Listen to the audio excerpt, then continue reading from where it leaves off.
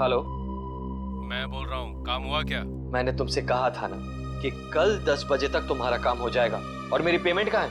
Payment मिल जाएगा तुम्हें। कितनी बार कहा मैंने तुमसे कि मुझे आधे पैसे एडवांस चाहिए और बाकी का काम खत्म होने के बाद। काम करो, पैसा तुम्हें मिल जाएगा। फोन रखो तुम।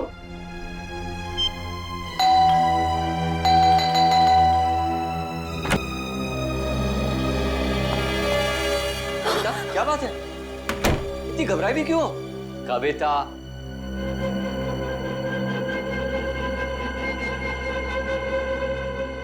कविता, मैंने उसे वहां देखा था, नीचे नीचे खड़ा था वो। नीचे? कौन? सूरज। सूरज, तुमने अपनी दवाइयां ली? अमन, मैं बीमार नहीं हूँ। मैंने उसे नीचे देखा था। उसकी आंखें उसी मासूमियत से मुझे देख रही थी जैसे पहले देखा करती।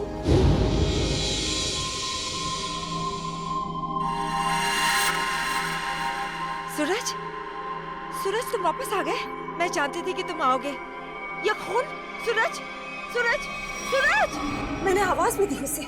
मेरे इन हाथों से उसे छूना चाहती थी, उसे आशीर्वाद देना चाहती थी, लेकिन जब तक मैं उसके पास पहुंची वो गायब हो गया। कविता, ये सब तुम्हारा वहम है। मैं जानती थी कि तुम यही कहोगे। मैं जानती थी आपको यकीन नहीं होगा। अरे आप ही क्या, कोई भी मेरा यकीन नहीं करेगा। लेकिन ये बात सिर्फ आज की नहीं है, पिछले कई दिनों से मैं देख रही हूँ। वहाँ देखिए, देखिए उस घर में। कविता, बस बस। अरे पिछले 1 साल से उस फ्लैट में कोई नहीं रहता है। ठीक है, आपको यकीन नहीं हो रहा है ना, तो आप 5 मिनट रुकिए। वो वहीं आएगा, उसी घर में जरूर आएगा, आपको जरूर दिखेगा वो। ओके, 5 मिनट ना? ठीक है, रुकते हैं 5 मिनट। देखो सूरज, कहाँ हो तुम?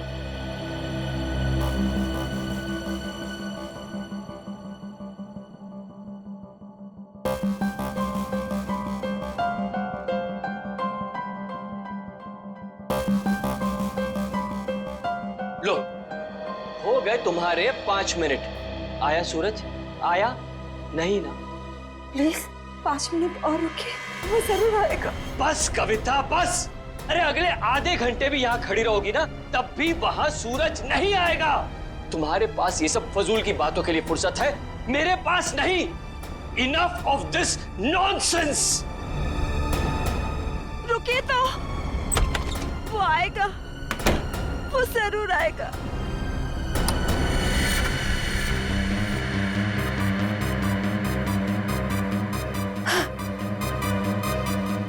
अमन, अमन जल्दी आइए। सूरज, वो देखिए सूरज।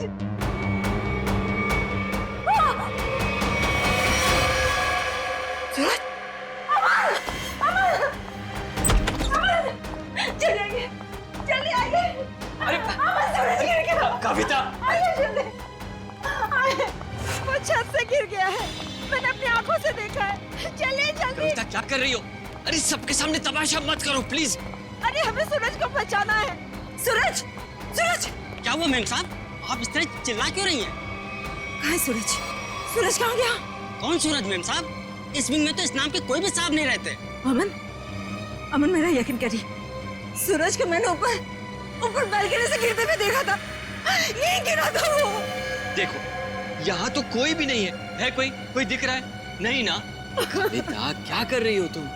मैम साहब, जरूर आपने कोई बुरा सपना देखा होगा मैम साहब। नहीं, ना ही मैंने कोई सपना देखा है और ना ही मेरा ये कोई वहम है। मैंने उसे अपनी आंखों से देखा है, समझे तुम? कविता, कविता, बस करो तुम। मैं अब और बर्दाश्त नहीं कर सकता। आज तुम्हारे इस वहम को मैं दूर कर ही देता हूँ। ये इसी मनुष्य फ्लैट से तुमने सूरज को कूदते हुए देखा था ना? यही है ना वो फ्लैट? मैं सच कह रही हूँ अमन, मैं सच कह रही हूँ।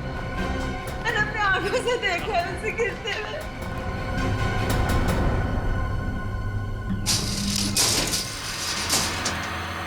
ये लो, अपनी आंखों से देख लो, यहाँ ताला लगा हुआ है। कविता, मैंने तुमसे कहा ना कि ये फ्लैट 1 साल से बंद पड़ा हुआ है। नहीं साहब बिल्कुल ठीक कह रहे हैं, ये घर पिछले 1 साल से बंद ही पड़ा हुआ है। नहीं, ये तुम सबकी चाल है। मेरे साथ ऐसा घिनौना मजाक करके तुम लोग मुझे गलत साबित करना चाहते हो। कविता, मैं तुम्हारा पति हूँ, इतना प्यार करता हूँ मैं तुमसे। क्या मैं तुम्हारे साथ ऐसा करूंगा? हाँ? इसका पता तो अब सीआईडी लगाएगी। तुम भी ना कविता, हद करती हो बस। हमारी किसी की बात तुम्हारे समझ में नहीं आती। अब सीआईडी को बुलाने की क्या जरूरत थी? कविता जी आप हैं? जी मैं हूँ। आप ही ने हमें फोन करके बुलाया? हाँ, मैंने किया था आप लोगों को फोन। तो बताइए क्या हुआ यहाँ पर? मैं आपको बताता हूँ सर। कविता आप क्या कौन है? मैं अमन, कविता का पति और सूरज का फैमिली लॉ। सूरज, वही जिसने छलांग लगाकर खुदकुशी की? हाँ वही। कविता जी मैं कह रहा हूँ आपसे, ये फ्लैट पिछले 1 साल से खुला नहीं है। हम आप सीआईडी का वक्त बर्बाद कर रही हैं। वैसे आप कौन है? मैं इस सोसाइटी का सेक्रेटरी। सोसाइटी के सेक्रेटरी है? तो फिर सेक्रेटरी साहब, अगर कविता जी ने किसी को छलांग लगाकर खुदकुशी करते हुए देखा है तो उसकी तहकीकात करना हमारा फर्ज है, समझे आप?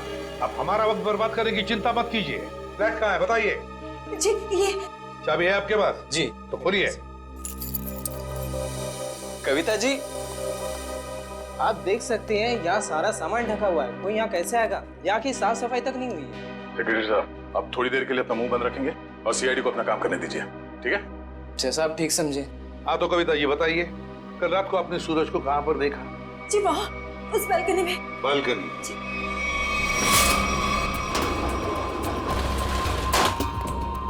आइए बताइए, सूरज को कहाँ देखा था आपने? यहाँ खड़ा था। यहाँ पर? आज सर ये सब कल की बात नहीं, पिछले कई दिनों से मैं उसे यहीं देख रही हूँ। पर कविता जी ये हो कैसे सकता है?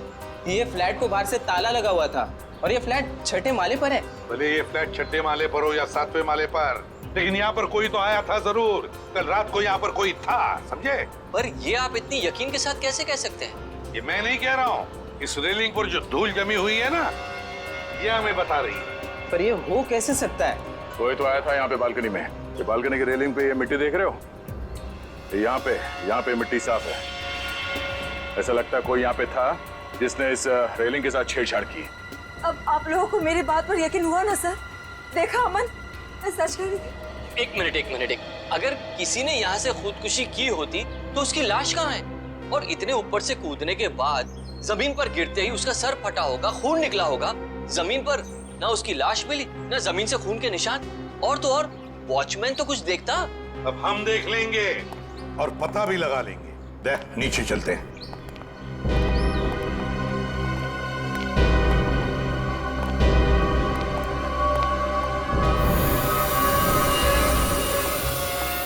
आश्रय, कोई खून के निशान दिख रहे क्या?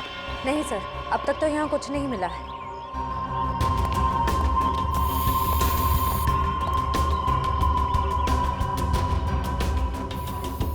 वॉचमैन, कल रात ड्यूटी पर थे ना तुम? साहब नहीं था। तो फिर तुमने देखा कैसे नहीं किसी को ऊपर से गिरते हुए? साहब रात में मैं ही यहाँ पे बैठा हुआ था। ये मेम साहब अचानक यहाँ आई और बोलने लगी कि सूरज ऊपर से कूद गया। अच्छा एक बात बताओ, कल कोई अनजान आदमी आया था कल रात को यहाँ इस विंग में? नहीं साहब, इस विंग में जो लोग रहते हैं वही लोग आए थे साहब। आप चाहें तो मैं आपको रजिस्टर भी दिखा सकता हूँ साहब। सर हाँ? सर खून के कोई ट्रेसेस नहीं मिले वहाँ पे। ऐसे कैसे हो सकता है? आप लोगों को कुछ सबूत मिला है ना बालकनी में किसी की मौजूदगी का? मैं सच कह रही हूँ सर, मेरा यकीन कीजिए। कविता जी, हम आपका पूरा विश्वास कर रहे हैं, आप सच बोल रही हैं। मैं तो सच बोल रही हूँ, लेकिन मुझे लगता है कि ये लोग झूठ बोल रहे हैं। क्या मतलब? शायद ये लोग मुझे झूठा साबित करना चाहते हैं। लेकिन क्यों गलत साबित करना चाहते हैं ये लोग?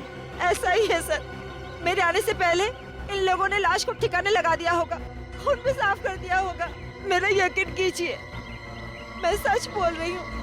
कविता, तुम सबके सामने पतंग खड़ा कर रही हो।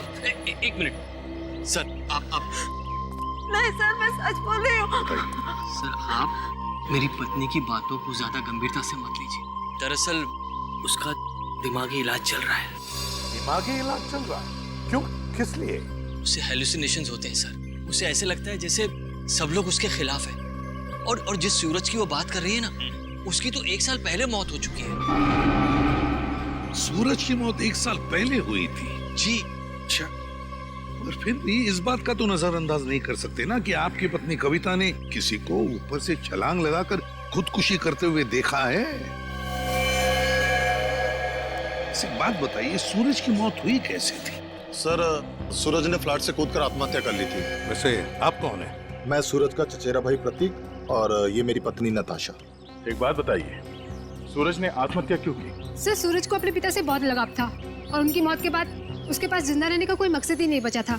कविता जी, एक बात बताइए, क्या आपने 1 साल पहले सूरज को कूदते हुए देखा था अपने घर से? तभी मैं इस शहर में नहीं थी सर। मेरे वापस आने के बाद मुझे बताया गया था, लेकिन मुझे यकीन ही नहीं हुआ। माँ बाप की मौत हर बच्चों के लिए बहुत बड़ा सदमा होती है, लेकिन इसका मतलब ये नहीं है कि आप अपनी जिंदगी का अंत ही कर दो। सर, मैं पूरे यकीन के साथ कह सकती हूँ कि सूरज जिंदा था। पिछले कई दिनों से मैं उसे देख रही थी। कविता, सर आप यकीन कीजिए सर। बस करो, तुम्हारी तबीयत ठीक नहीं है। हाँ? चलो घर चलो, तुम्हारे आराम का वक्त हो गया। अमन, मैं सच क्या है? एक्सक्यूज मी सर, सर, चलो चलो चलो चलो मेरे साथ, चलो। अमन, मैं सच बोल रही। सर कविता आंटी को सूरज की मौत का बहुत गहरा सदमा लगा है, इसलिए उसके कूदने का दृश्य उनकी आंखों के सामने बार बार आता रहता है। सर कविता आंटी की अपनी कोई संतान थी नहीं और वो सूरज को अपने बेटे समान मानती थी। सूरज को हॉस्पिटल कौन ले गया था? मैं, नताशा और अमन अंकल, हम तीनों मिलकर लेकर गए। सर मैं भी था। आप? शेखर, सूरज के पिता का बचपन का दोस्त। कौन से हॉस्पिटल ले गए थे सूरज को? Sir city hospital. City hospital. देख,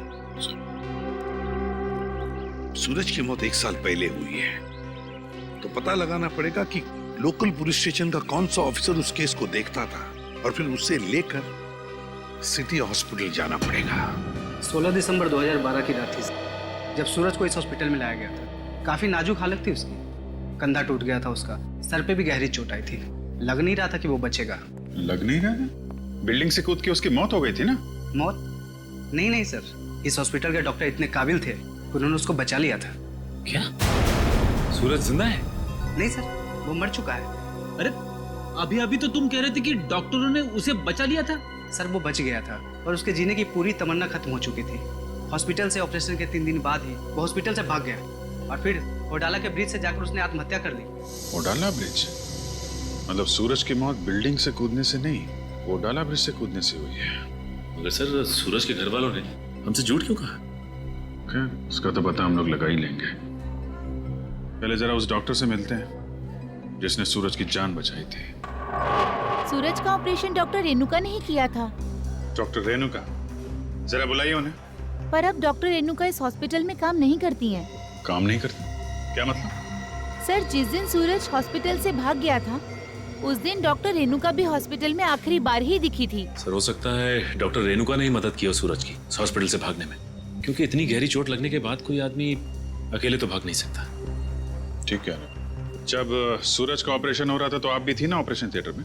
हाँ सर, सूरज का बच पाना तो लगभग असंभव था, मगर डॉक्टर रेणुका ने तो कमाल कर दिखाया। उन्होंने सूरज की जान बचा ली। हॉस्पिटल में सब लोगों ने उनकी तारीफ भी की थी। जब सूरज इतना घायल था तो वो हॉस्पिटल से भागा कैसे? आपके हॉस्पिटल की सिक्योरिटी ठीक नहीं लगता है? पता नहीं सर कैसे भाग गया। डॉक्टर रेणुका ने तो उन्हें नींद का इंजेक्शन भी दिया था। लगभग 3 घंटे तक तो उन्हें होश ही नहीं आना चाहिए था। ठीक है, आप जरा हमें रेणुका जी के सारे डिटेल्स दीजिए, सारे रिकॉर्ड्स। ओके ओके सर, मैं अभी लेकर आती हूँ। रेडी? पता करो उस रात सिक्योरिटी में कौन था, लेके आओ। सचिन आप इनके साथ होडाला ब्रिज जाओ, देखो कहाँ से छलांग मारी थी उस सूरज ने। सर आइए। आदे? नहीं अभी तो मैं हॉस्पिटल में ही हूँ। हाँ कुछ हैरत अंगेज चीजें पता चली है, मिलके बताता हूँ। Okay okay bye. सर उस रात ये वॉचमैन ड्यूटी पे था। एक घायल आदमी हॉस्पिटल से भाग गया है? ड्यूटी पे सोते हो क्या? साहब मैंने उसे रोकने की पूरी कोशिश की थी, लेकिन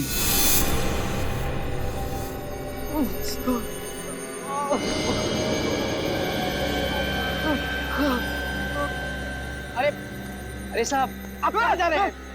अपने काम से काम रख। ऐसे मैं आपको नहीं जाने दे सकता साहब। मेरे बीच में हट जा वरना तेरी जान ले लूंगा। और साहब ये कहाँ से उठाया आपने? नहीं मैं आपको नहीं जाने दे सकता। ये देखिए साहब, उस चोट का निशान आज तक है। सूरज ने होडाला ब्रिज से कूद के आत्महत्या की और ये बात उसके घर वालों ने हमसे छुपाई है। कोई तो ऐसा राज है जिस पर वो लोग पर्दा डालने की कोशिश कर रहे हैं। क्या सूरज की मौत बिल्डिंग से कूदने से नहीं बल्कि होराला ब्रिज से छलांग लगाने से हुई थी? और इतनी बड़ी बात तुम लोगों ने मुझसे क्यों छुपाई? सिर्फ आप ही से नहीं कविता जी, इतनी बड़ी बात सीआईडी से भी छुपाई गई है। कानून से कोई बात तब छुपाई जाती है जब जुर्म के ऊपर पर्दा डालने की कोशिश की जा रही हो। हाँ?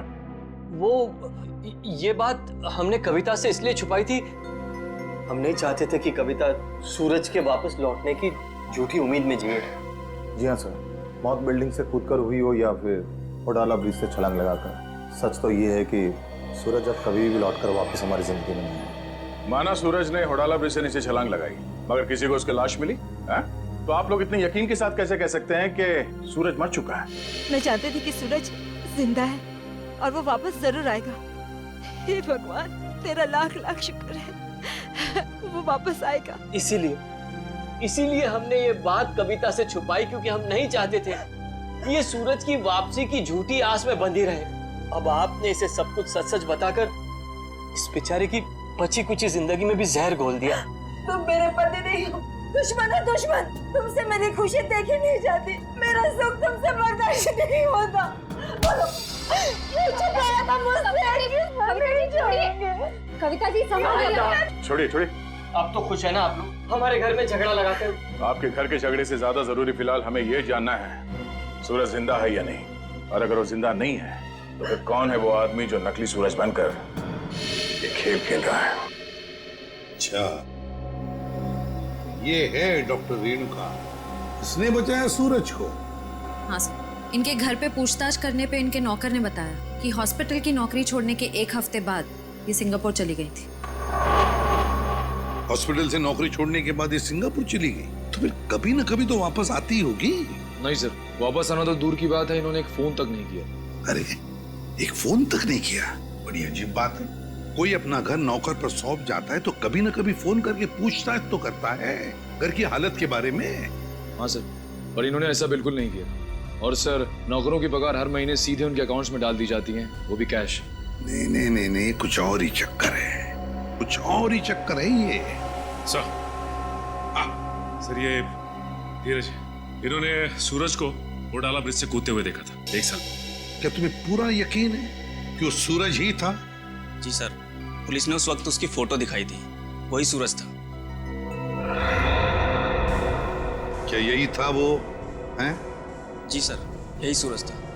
अगर तुमने सूरज को ब्रिज से कूदते हुए देखा तो तुमने उसे बचाने की कोशिश क्यों नहीं की? रोका क्यों नहीं उसे? सर, मुझे नहीं मालूम था कि ये कूदने वाला है। मैंने समझा कि बस यूं ही टहलने के लिए आया होगा। जब तक मैं कुछ समझ पाता, इन्होंने वहां से छलांग लगा दी। कब हुआ ये? सर, रात तकरीबन 1 बजे की। रात के 1 बजे? तो क्या मैं पूछ सकता हूँ कि रात के 1 बजे आप वहाँ क्या कर रहे थे होडाला ब्रिज पर? सर, वो क्या है ना कि मैं एक लेखक हूँ। जब कभी कहानी लिखते लिखते अटक जाता हूँ तो वहाँ टहलने के लिए निकल पड़ता हूँ, इस उम्मीद से कि शायद कोई नई प्रेरणा मिल जाए। लेकिन जब से ये हादसा हुआ है ना सर, मैंने उस ब्रिज पे जाना बंद कर दिया है। वैसे आप लिखते क्या है? सर, मैं उपन्यास लिखता हूँ, नोवेल्स। ठीक है धीरज, थैंक यू वेरी मच। तुम जा सकते हो। अगर जरूरत पड़े तो हम तुम्हें फिर से बुला लेंगे। सर, ये होडाला ब्रिज के नीचे के पानी का बहाव बहुत तेज है सर। अगर कोई भी आदमी ऊपर से नीचे गिरता है तो उसका बचना अब नामुमकिन है सर। और तो और सर, पुलिस वालों ने उस जगह की अच्छी तरीके से छानबीन करवाई थी गोताखोरों से, लेकिन सूरज की लाश नहीं मिली थी सर। हो सकता है कि तेज बहाव की वजह से वो सूरज को ढूंढ नहीं पाए होंगे, या फिर किसी न किसी वजह से सूरज डूबने से बच गया। सर, अगर ये सूरज बच गया है तो सिर्फ कविता जी को क्यों दिखाई देता है? अमन जी या बाकी लोगों को क्यों नहीं? वही तो, अगर ये बच गए तो सिर्फ कविता को ही कैसे दिखता है, और किसी को क्यों नहीं दिखता? नहीं, कुछ ना कुछ तो गड़बड़ जरूर है, क्योंकि अगर ये बच गया तो सबके सामने क्यों नहीं आता है? सर, शायद ये कविता जी का कोई वहम है। नहीं निखिल, ये कोई वहम नहीं है, कोई वहम नहीं है। अगर ये कविता जी का वहम होता तो इस सूरज की घर की बालकनी के रेलिंग पर जो धूल जमा हुई थी उसमें से इतना सा हिस्सा ही साफ कैसे मिला हमको? इतना सा हिस्सा साफ कैसे मिला? उसका एक ही मतलब है कि कोई ना कोई तो था सूरज के घर में, कोई ना कोई तो गया था सूरज के घर में जिसे कविता ने देख लिया, मगर कौन गया था सूरज के घर में? है कौन ये? इसका पता तो लगाना ही पड़ेगा।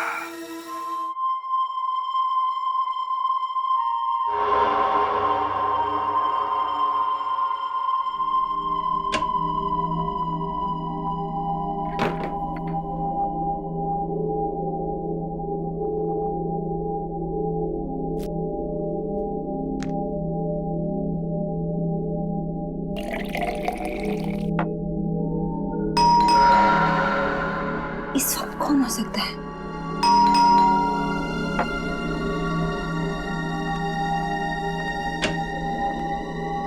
कौन है?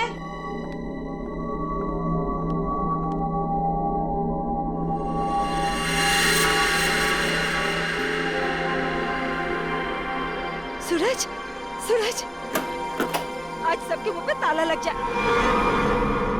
हैं? सूरज, अब कहाँ चले गए? सूरज कहाँ? सूरज बंद करो ये मजाक, कहाँ हो तुम? सूरज आ जाओ अभी। सूरज, मेरी आंखें तरस गई है तुम्हें देखने के लिए। सूरज, सूरज कहाँ हो सूरज तुम? सूरज, सूरज। कविता आंटी, सूरज तुम ऊपर जा रहे हो ना? आप ठीक हो ना? मुझे तुम्हारे कदमों की आवाज आ रही है। सूरज रुक जाओ। आप ऊपर क्यों जा रही हो? सूरज रुक जाओ, रुक जाओ सूरज। कविता आंटी, इस वक्त आप छत पर क्यों जा रही है? सूरज, सुना ही नहीं होगा। सूरज,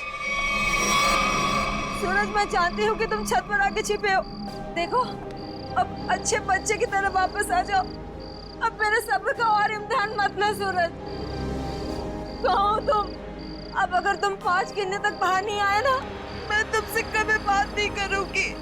1, 2, 3, 4।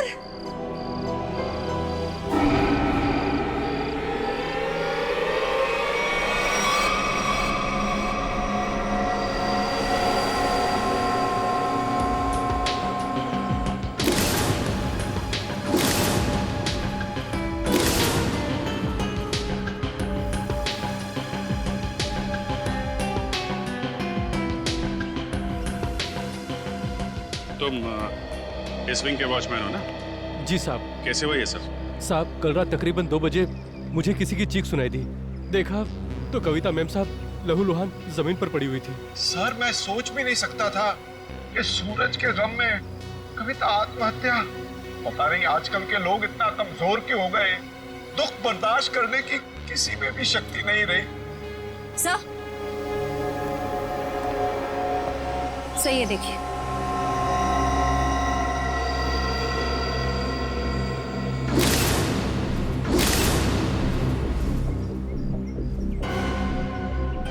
ये बात है। शेखर जी, कविता ने आत्महत्या नहीं की है। क्या बोल रहे हैं आप? इनके हाथों में बहुत सारी खरोंचे हैं, चूड़ियां टूटी हुई हैं। ऐसा लगता है कि उसकी किसी से हाथापाई हुई है। शायद खूनी ने छत पे से धक्का दिया इनको। वैसे ये बताइए कि आप में से किसी ने भी कविता जी को छत पे जाते देखा क्या? हाँ सर, मैंने देखा था। वो ऊपर जा रही थी सीढ़ियों से। मैंने उन्हें आवाज भी दी थी, पर उन्होंने सुना नहीं। कविता जी अकेले छत पे जा रही थी या उनके साथ में कोई और भी था? वो अकेली थी सर, और वो बार बार सूरज का नाम ले रही थी सर। मतलब सर, ये सूरज भी छत पे ही था? हो सकता है, या फिर वो आदमी जो सूरज बनने का नाटक कर रहा है। ये अमन जी नहीं दिखाई दे रहे? कहाँ है वो? पता नहीं जी, सुबह से उसका नंबर ट्राई कर रहा हूँ लेकिन फोन ऑफ है। सर, वो घर पे भी नहीं है। शायद ऑफिस में हो। ऑफिस के नंबर पे डायल करके देख, कहाँ है वो? कल रात कोई अनजान आदमी आया था यहाँ पे? नहीं साहब, मैंने किसी को नहीं देखा। सो रहे थे क्या? नहीं साहब, मैं सच कह रहा हूँ। मैं कल रात जाग रहा था और मैंने किसी को नहीं देखा इस विंग में जाते हुए। अगर जाग रहे थे तो किसी और को कविता के साथ छत पे जाते हुए क्यों नहीं देखा तुमने? मुझे तो ये भी नहीं पता साहब कि कविता मैम छत पे कैसे चली गई। छत का दरवाजा हमेशा बंद रहता है। चाबी किसके पास रहती है? चाबी मेरे पास रहती है साहब। लाओ चाबी लो। सर, ये देखिए, चाबी में चिकनाहट है। चिकना तो है। साबुन, लगता है किसी ने साबुन पे चाबी का निशान लिया है और डुप्लीकेट चाबी बनाई है। नहीं साहब, मैंने किसी को चाबी नहीं दी थी साहब। तुमने कुछ नहीं किया, लेकिन लापरवाही तो की है ना तुमने। केबिन में तुमने चाबी लावारिस छोड़ दी होगी और इस बात का फायदा उठाकर किसी ने डुप्लीकेट चाबी बनवा ली। खूनी जो कोई भी है, छत पे जरूर कोई निशान छोड़ा होगा उसने। श्रेया, बॉडी को पोस्टमार्टम के लिए भिजवा दो।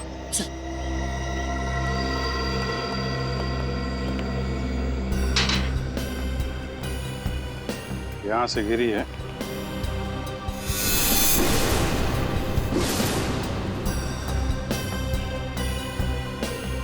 चूड़ी, इसका मतलब यहीं से खूनी ने कविता जी को नीचे फेंका है।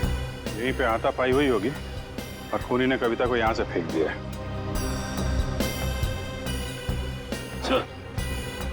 ये देखिए जूते के निशान, जरा नाप के देखो। इसका मतलब खूनी 10 या 11 नंबर के जूते पहनता होगा। लेकिन सर ये भी तो हो सकता है कि ये जूता खूनी का ना हो और किसी ऐसे आदमी का हो जो इस बिल्डिंग में रह रहा हो। सचिन वॉचमैन बता रहा था ना, दरवाजे पे ताला लगा रहता है और उस चाबी पे भी साबुन लगा हुआ है। इसका मतलब खूनी ने डुप्लीकेट चाबी बनाई है। ये निशान खूनी का ही होगा।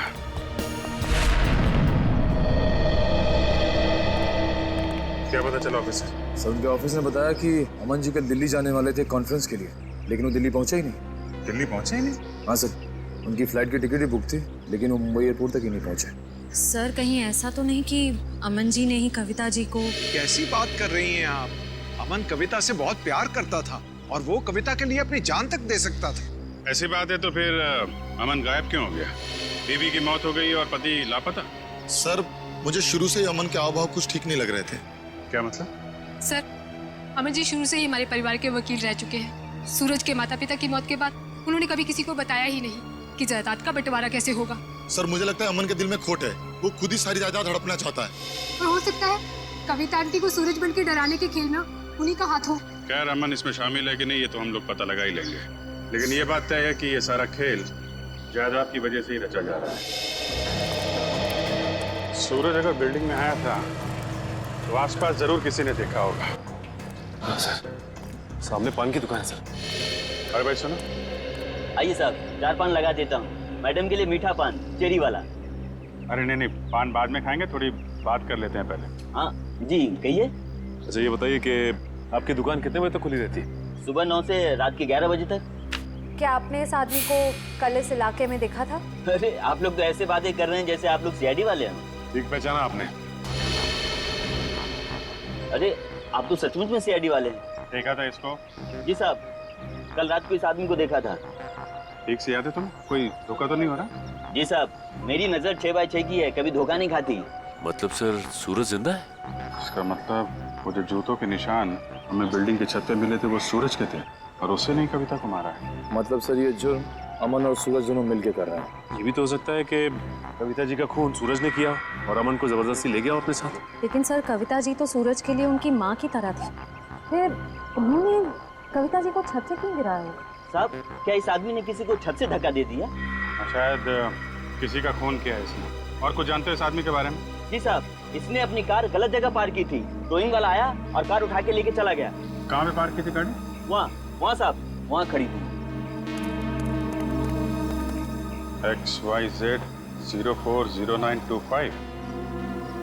पता लगा किसके नाम पे रजिस्टर्ड है ये कार? अच्छा वो सर इस सूरज का ठिकाना मिल गया, वरना ये आदमी तो अपनी टो हुई गाड़ी लेने भी नहीं आया। और आता भी कैसे?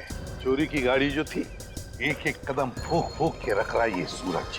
हाँ सर, और छुपने के लिए भी उसने एक ऐसा ठिकाना चुना जो एक NRI का।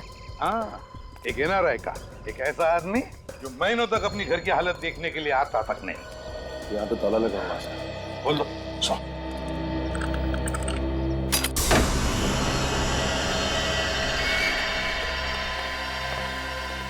इस कमरे में से तो बहुत बुरी तरह से बदबू आ रही है। ऐसा लगता है जैसे कोई लाश है।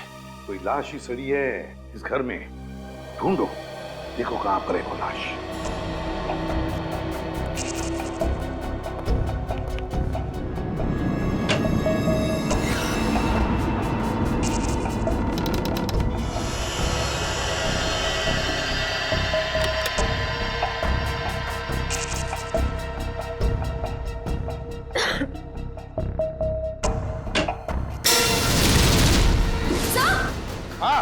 सर जल्दी आइए।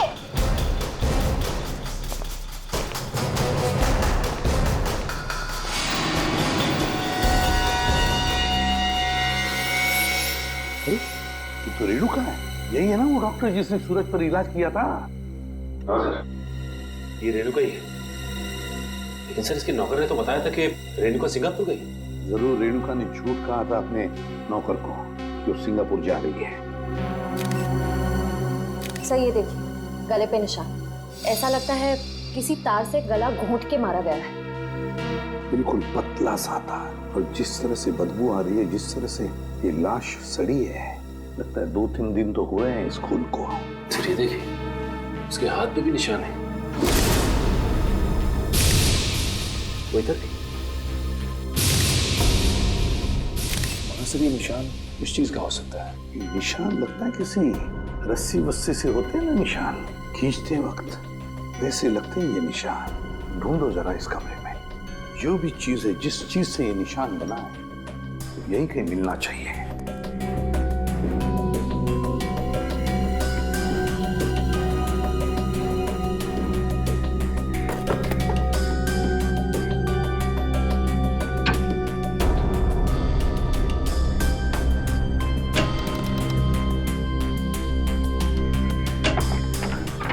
माय गॉड, सचिन ये देखो क्या है यहाँ पर कबर्ड में।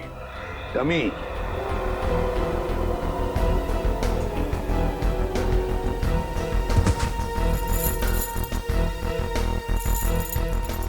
कैरबिनेर और रस्सी भी।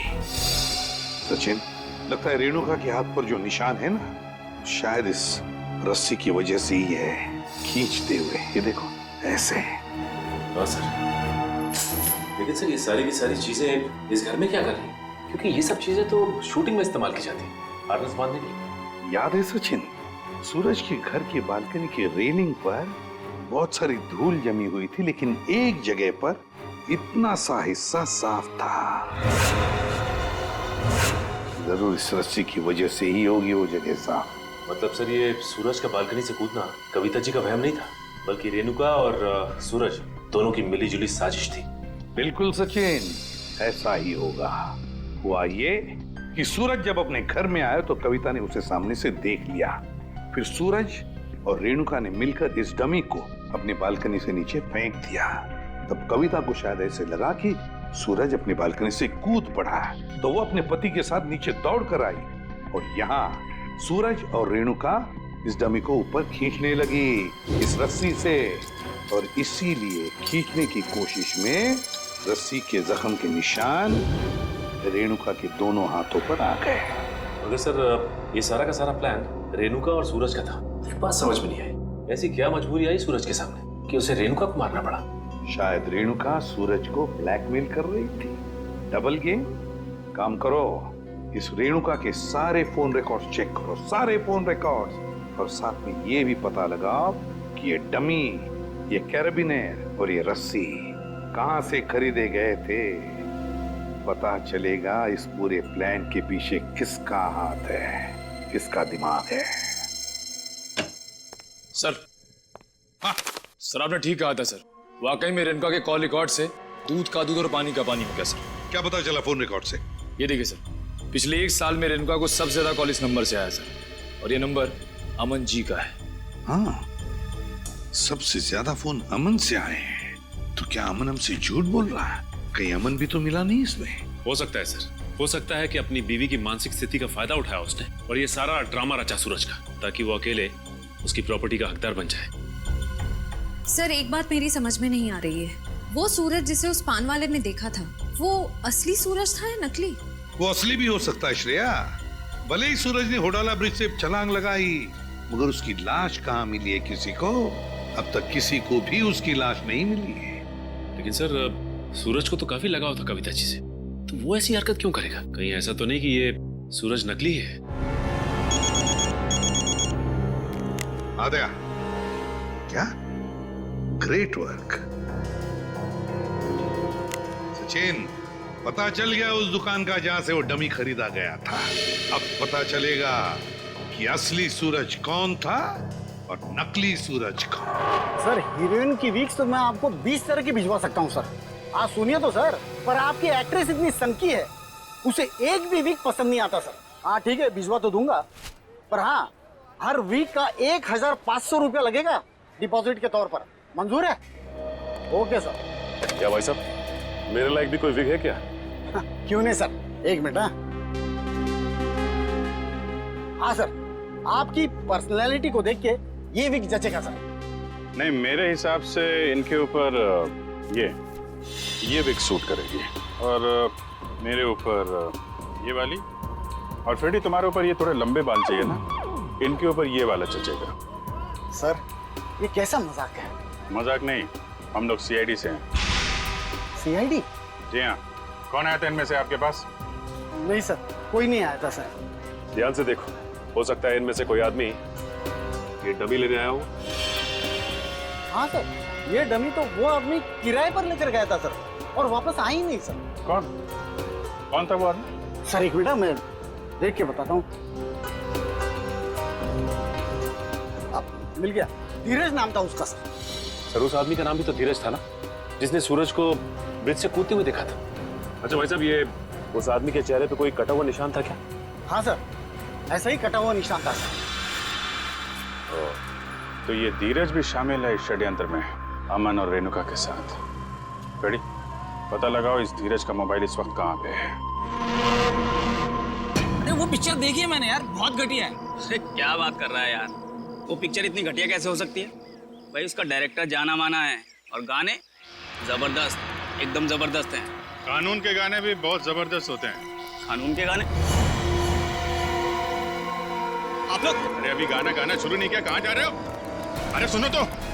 अरे अब सीधे सीधे बता ना। बताता, सूरज के ब्रिज से गिरने की मैंने मनगढ़ंत कहानी सुनाई थी। क्यों बनाई थी? क्योंकि मुझे इस काम के लिए 1 लाख रुपए दिए गए थे। 1 लाख रुपए? किसने दिए थे? उसका नाम है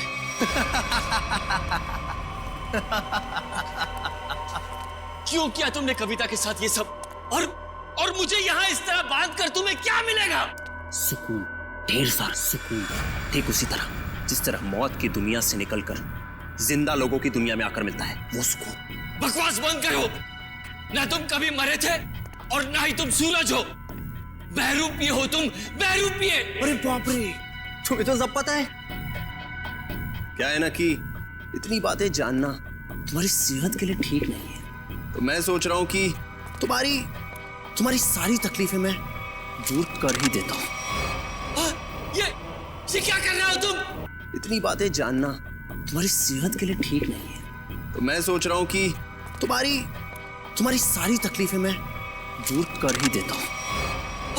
ये क्या कर रहे हो तुम? रुक जाओ जतिन,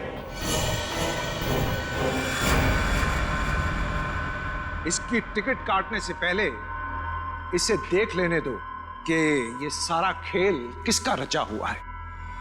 तुम?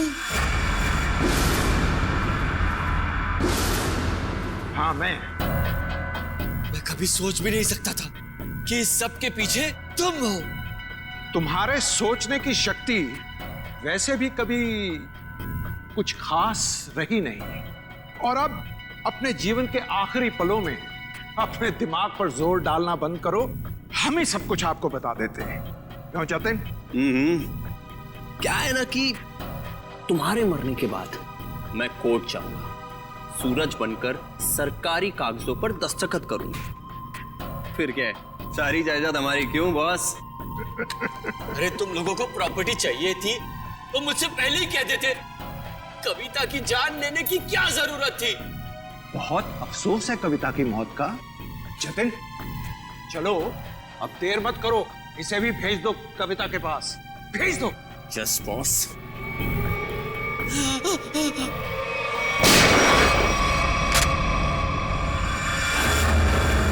सब कुछ सुन लिया हम लोगों ने। अगर बाकी मुजरिम भी आप लोगों की तरह अपना जुर्म अपने आप कबूल कर लें तो सीआईडी का काम काफी आसान हो जाएगा। क्यों शेखर जी, आपका क्या कहना है? अरे रे रे रे रे, इतने भयानक मुजरिम को इतने आसानी से नहीं भागने देंगे हम लोग। क्यों किया ये सब? हैं? सूरज को उसके पिता से बहुत लगाव था और उसकी मौत के बाद उसके जीवन में कोई रुचि नहीं रह गई थी। उसके दिमाग में आत्महत्या करने के ख्याल पनपने लगे।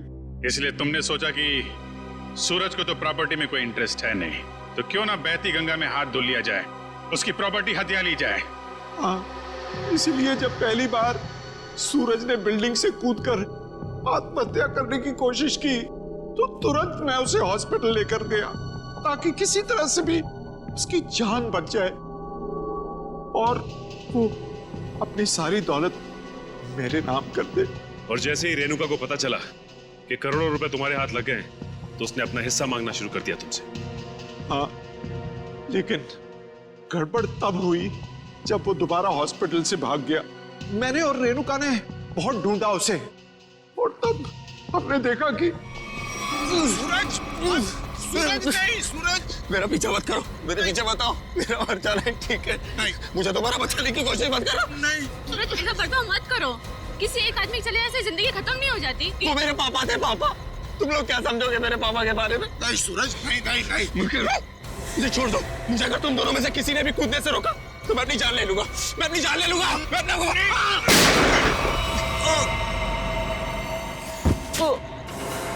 क्या सूरज को तुमने मार डाला? जानबूझकर नहीं मारा, गलती से गोली चल गई थी और फिर उसकी लाश को हमने नीमवाड़ी के जंगल में दफना दी। और फिर धीरज को तुमने अपना झूठा गवाह बना लिया ताकि कानून को गुमराह कर सको। हाँ, और जब हमें जतिन मिला जो सूरज का हम शक्ल था तो मुझे ऐसा लगा कि शायद कुदरत यही चाहती है कि मैं करोड़ों का मालिक बनूं, वरना ऐसा संयोग क्यों होता? कुछ संयोग इसलिए होते हैं कि ताकि अपराधियों को उनके किए हुए की सजा मिल सके। तुम दोनों फांसी की तैयारी करो, फांसी होगी तुमको, फांसी।